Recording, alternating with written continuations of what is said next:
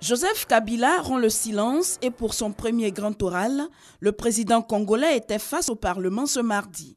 Il promet de respecter l'accord de sortie de crise conclu en octobre dernier à l'issue du dialogue national.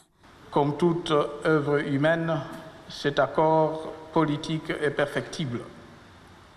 Il n'en reste pas moins, cependant, qu'il constitue aujourd'hui la seule feuille de route mise au point par les Congolais eux-mêmes.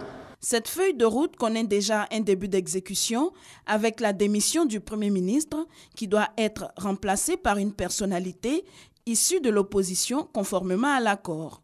Ce dernier devra à son tour former un gouvernement d'union nationale avec pour mission l'organisation des élections prévues en avril 2018.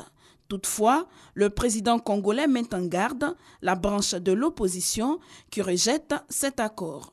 Soucieux de mes responsabilités de garant du bon fonctionnement des institutions, je ne peux permettre que la République démocratique du Congo soit prise en otage par une frange de sa classe politique.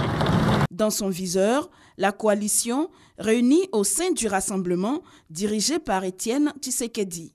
Considérée comme l'opposition majoritaire, elle a boudé le dialogue national et exige le respect de la Constitution qui prévoit pour décembre prochain la fin du mandat du président au pouvoir depuis 15 ans. Joseph Kabila a sollicité les évêques catholiques au fin de mener une médiation entre les signataires de l'accord et les membres du rassemblement.